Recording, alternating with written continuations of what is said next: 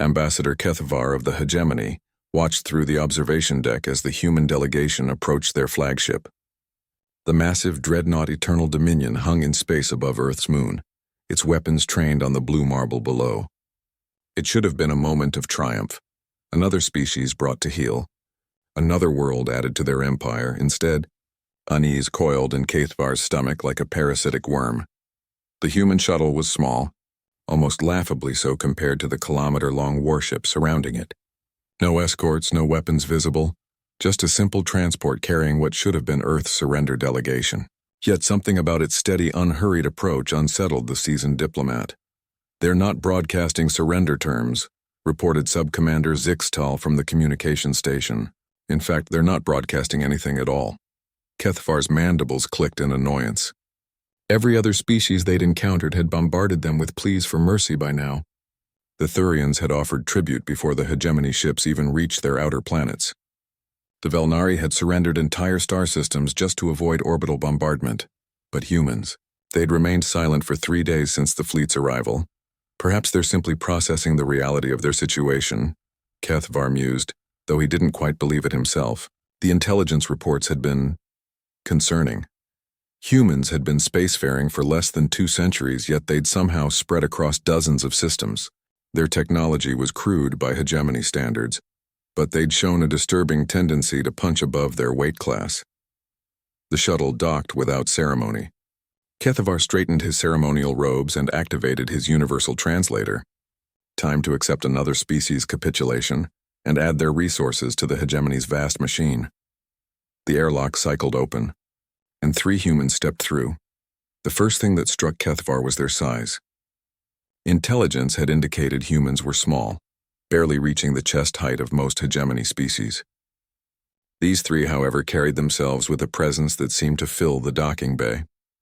The woman in the center, presumably their leader, had graying hair and scars that spoke of battles survived. Her companions flanked her with military precision. "I am Director Sarah Chen of the United Earth Defense Council," she said, her voice carrying easily across the vast space. "I'm here to discuss terms." Kethavar activated his ceremonial voice amplifiers, letting his words boom across the bay. "I am Ambassador Kethavar, voice of the Eternal Hegemony. You stand before the representatives of 1,000 conquered worlds. Your planet hangs defenseless before our might. There are no terms to discuss, only surrender to accept." Director Chen smiled. It wasn't the broken expression of defeat Kethavar expected. It was sharp, predatory, and utterly without fear. "That's where you're wrong," she said. "You see, you've made the same mistake every bully in history has made. You assumed strength was just about size." She gestured toward the massive viewport showing Earth below. 3 days ago you arrived and demanded our surrender. You showed us your 1,000 ships, your planet-cracking weapons, your million-year empire. Very impressive. Kethavar's confidence wavered slightly. There was something in her tone. "We did what humans always do when faced with impossible odds," Chen continued. "We got to work. Do you know what we've built in the past 72 hours? Defenses?" Kethavar scoffed. "Weapons? Your entire fleet wouldn't scratch our hull plating." "Better." Chen's smile widened. "We built connections." She pulled out a small device and activated it. The holographic display that materialized above them made Kethavar's breath catch. It showed not just Earth's solar system, but dozens of others, all connected by a web of quantum communication links. "While you were posturing above our moon, we were talking to everyone you've conquered," Chen explained. "The Thurians, the Velnari, the Korthak Collective, the Zareth Empire, all of them. Amazing what you can accomplish when you're not too proud to ask for help." The display shifted, showing fleet movements across the galaxy, thousands of ships all converging on Hegemony strongholds. "The thing about bullies," Chen continued, "is that they only stay in power as long as nobody fights back. But you made one crucial error. You taught all these species to build weapons by making them construct your ships. You trained their people by forcing them into your military. You created the very tools that will bring you down."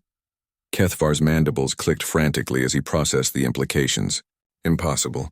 Our garrison fleets are already under attack," Chen interrupted. "Funny thing about oppression, it makes people really motivated to cooperate when someone gives them hope." Alarms began blaring throughout the Eternal Dominion. Subcommander Zixtal's voice crackled over the comm system.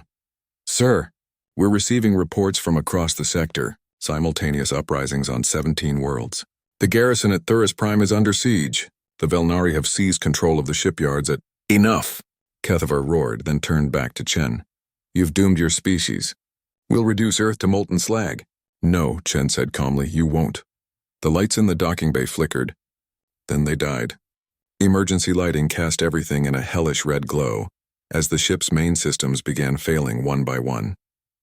While we were chatting, my colleagues here were introducing a little human innovation to your computer systems. Chen explained as her companions pocketed small devices. We call it a virus. Nasty little bit of code that spreads through any connected system and turns it into scrap metal. Kethavar watched in horror as his mighty dreadnought died around him.